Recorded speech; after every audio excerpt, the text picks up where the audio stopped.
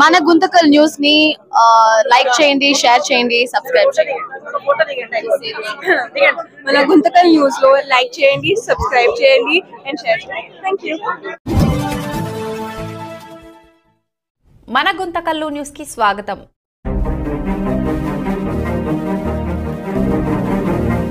కానీ గత 50 రోజుల నుంచి ఈ కార్యక్రమాల పైన, కార్పొరేట్ సంస్థల పైన వివిధ రూపాలలో మీ వరకు వస్తుందనే ఉద్దేశంతోనే ఇన్ని రోజులు కార్యక్రమాలు చేస్తూ ఈరోజు మా కార్పొరేట్ సంస్థల ద్వారా చౌరవృత్తిపోతూ యువకులందరూ నడిలో కనబడుతున్నారైనా. గుంతకల్లో ఒకటి కాదన్న షాప్ ఉండేది, ఒక దాంతో కలుపుకొని 4 ఉన్నాయి. ఆ 4 వల్ల కాకుండా ఈ ఒకటి ద్వారానే, ఈ చీప్ అండ్ బెస్ట్ ద్వారానే ఈ రోజు గుంతకల్లో యువకులందరూ రోడ్డును పడుతున్నారు. ఇంకోటి ముఖ్య ఉద్దేశం ఏంటంటే అన్న, ఈరోజు ఈ చౌరవృత్తిదారుల సంఘం తరఫున ఈరోజు యువకులంతా మీకు ఒక విన్నపంగా చేశానన్నా. ఏమంటే భవిష్యత్తులో కార్పొరేట్ సంస్థలు అనేది గుంతకల్కి రావాలంటే ఒక గుమ్మలూరు జయరాం గారు ఉన్నారనేది ఒక ధోరణితో ఈ రోజు నుంచి మీరు దీన్ని తొలగించేసి మా బాధలేంటో మీకు వివరించాలని ఈ రోజు ఈ రిలే నిర్దేశం ఏర్పాటు చేశామన్నా.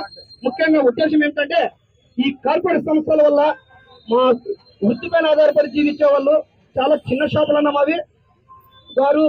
వారికి ఒక మీ ద్వారా ఏమి విన్నవించుకుంటున్నాము, చంద్రబాబు నాయుడు మీ ద్వారానే చంద్రబాబు నాయుడు గారు విన్నవిస్తారని ఒక ముఖ్య ఉద్దేశంతో చెప్తున్నామన్నా. ఈ కార్పొరేట్ సంస్థలు అనేటివి వారి యొక్క బ్లాక్ మనీని దాచుకోవడానికే ఈ కార్పొరేట్ మా వృత్తిని దాచుకుంటున్నాయన. ఈ చేతి వృత్తి పైన ఆధారపడి జీవించే వాళ్ళందరినీ ఈ కార్పొరేట్ సంస్థలు వాళ్ళ పెట్టుబడులు పెడుతూ మమ్మల్ని అందరినీ పెట్టులు పడుతున్నారన్న.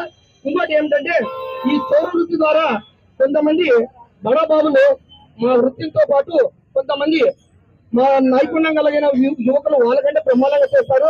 కాకపోతే మాకేమంటే చిన్న షాపులు, ఆ డెకరేషన్ ఉండవు, చిన్నగా ఏదో పట్టుకున్నాం, వర్షం వస్తే కానీ కొంతమంది ఉంటున్నారు. ఈ కార్పొరేట్ సంస్థల వల్ల ఈనాడు గుంతకల్ పట్టణంలో కొంతమంది యువకులు అయితే బాడీగా కట్టడానికి కూడా జరగడం లేదన్నా.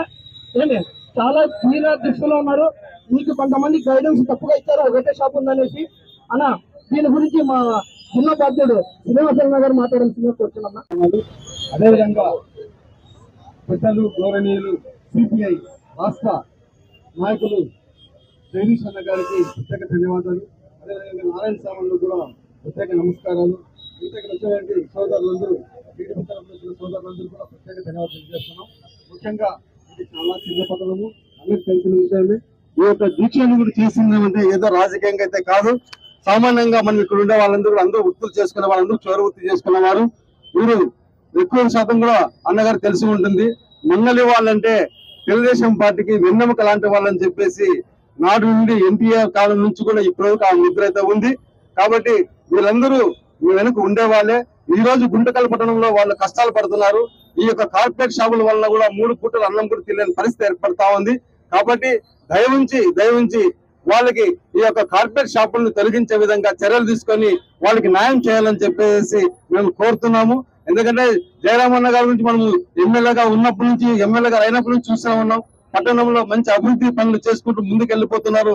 దానికి అందరికి కూడా ప్రత్యేక ధన్యవాదాలు తెలియజేసుకుంటున్నాము. అందులో భాగంగానే మనకు కూడా ఇప్పుడు కూడా సిపిఐ పార్టీ తరఫున చేసినటువంటి దీక్షలు కూడా, వాళ్ళు చేసిన న్యాయమైన డిమాండ్స్ కూడా సంపూర్ణ మద్దతు ఇస్తే వాటికి కూడా పరిష్కారం చేస్తామని చెప్పి హామీ ఇచ్చారు. దానికి కూడా ధన్యవాదాలు తెలియజేస్తున్నాం. అదేవిధంగా ఈ యొక్క కార్పొరేట్ షాపులను తొలగించి చోరు ఉద్యోగాలకి న్యాయం చేయాలని చెప్పేసి మన ఎమ్మెల్యే గారికి వినయపూర్వకంగా చోరు ఉద్యోగాల సంఘం తరఫున కోరుకుంటున్నామన్నా.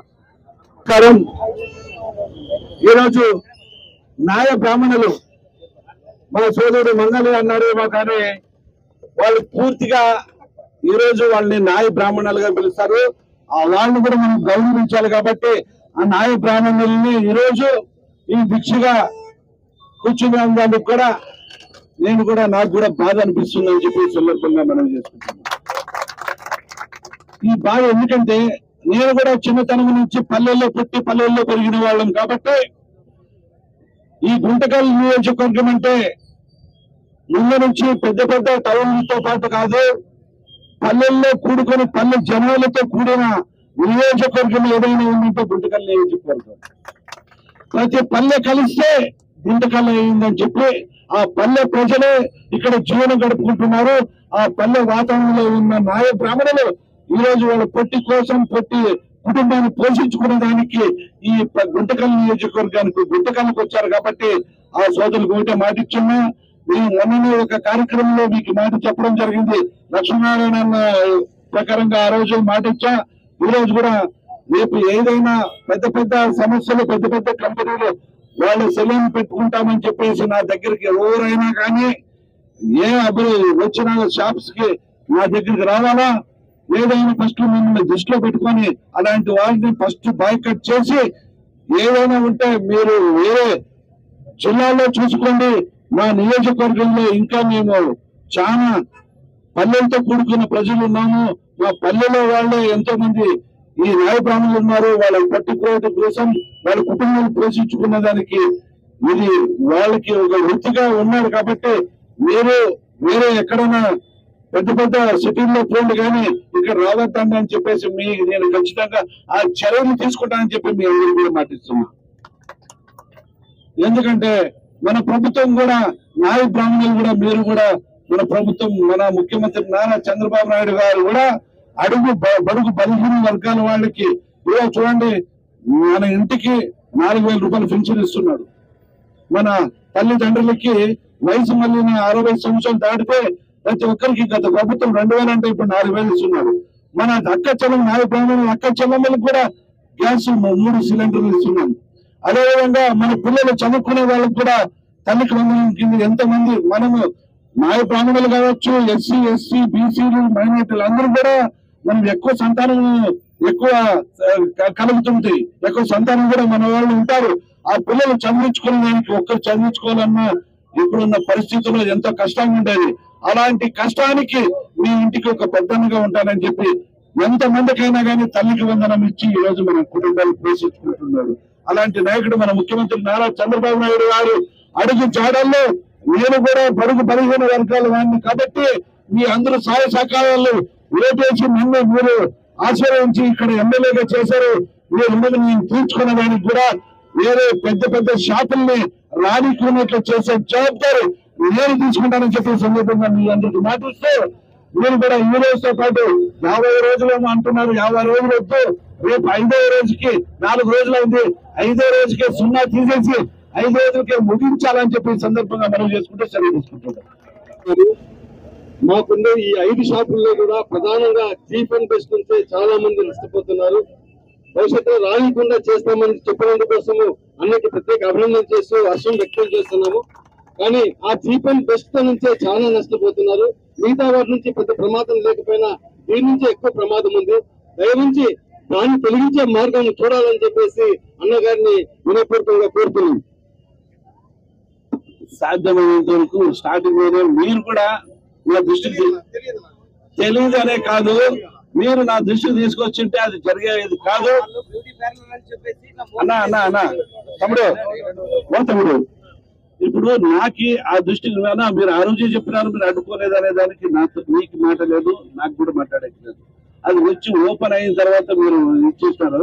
అది ముందే ఉంటే దాన్ని రిటర్న్ పంపించాడు. అది కాకుండా ఈ రోజు మన ప్రభుత్వం కూడా నారా చంద్రబాబు నాయుడు గారు కూడా ప్రతి న్యాయ బ్రాహ్మణ షాపులో ఫ్రీగా కరెంటు కూడా ఉచితంగా మీకు ఇచ్చారు.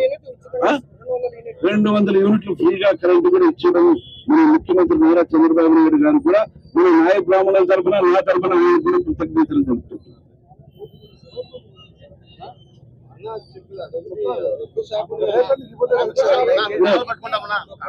ఎట్లండి ఏ ప్రయత్నం చేయాలో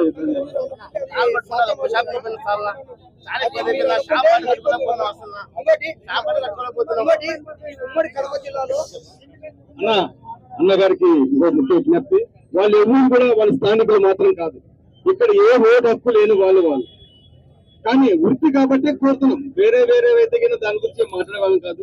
వృత్తి పూర్వం నుంచి అన్న కూడా ఆయన అన్నగారు వాళ్ళ పల్లెటూరు నుంచి ఏ రకంగా వాళ్ళ వృత్తిని ఏ రకంగా ఉపయోగించుకున్నారు, వాళ్ళ దగ్గర ఏ రకంగా బంధుత్వం ఉన్నదో వాటి కూడా అన్నగారు వివరించారు. మేము చెప్పేది ఏమంటే వాళ్ళకి స్థానికేతలు వాళ్ళు స్థానికులు కాదు. అటువంటి వాళ్ళ వల్ల వాళ్ళ పట్టణంలో ఉన్నటువంటి ఉపాధి పరిశ్రమలు లేవు, ప్రతిదేరో కష్టం ఉంది. దాని ఏదో ఒక మార్గం ప్రత్యక్షంగా తీయడానికి ఇబ్బందికరంగా ఉండొచ్చు, కానీ వేరే మార్గంలో వాళ్ళని తొలగించడానికి అన్న గట్టి ప్రయత్నం చేయాలని చెప్పేసి మేము కోరుతున్నాం. ఓకేరా, సాధ్యమైనందుకు మీరు గట్టి ప్రయత్నం చేసి ఏదో రకంగా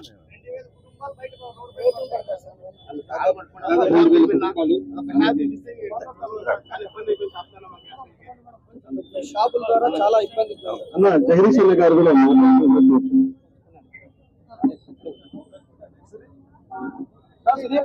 సూర్య